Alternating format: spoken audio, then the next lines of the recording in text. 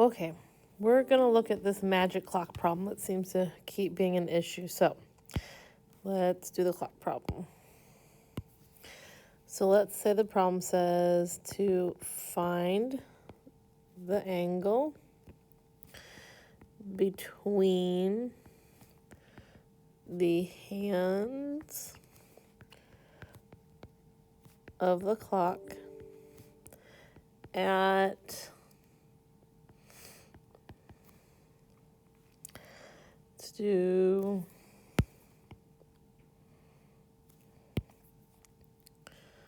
9:22.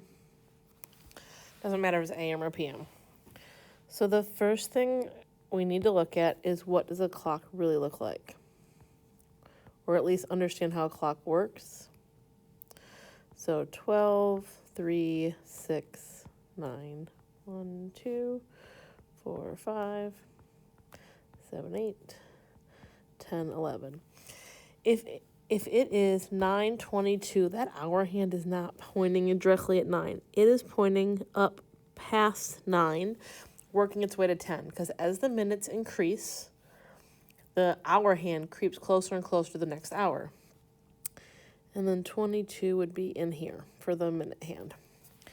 So we need to take this in pieces. First, we need to look at the hours. That hour hand has gone 9 whole hours plus 22/60, a piece of another hour. So if I use my calculator, I'm just going to do 9 plus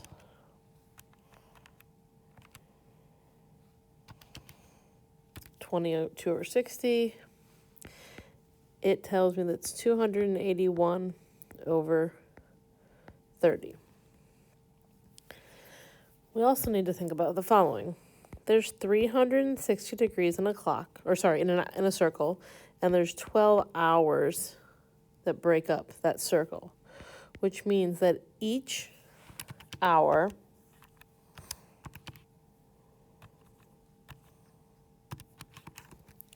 is equal to 30 degrees, so 30 degrees per hour. So if I take this and go up here, I've done 280 first over 30 of an hour. So I'm going to multiply this by 30 degrees.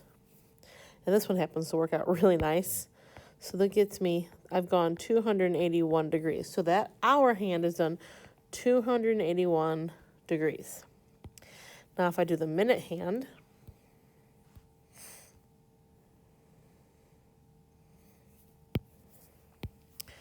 the minute hand is much easier.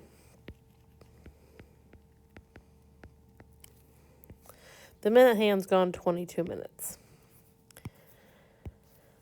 There's 360 degrees in that circle divided by 60 minutes to go all the way around. So that means that there's 6 degrees per minute. So I go up here, and I'm going to multiply my 22 by 6 degrees. 132 degrees is the degree of the minute hand. So if I want to find the angle between the two, I subtract them.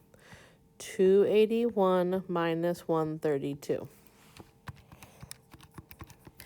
The angle between those two hands on the clock is 149 degrees. If there were a decimal, you can convert it to DMS, but on this problem there wasn't a decimal. Nice, pretty answer.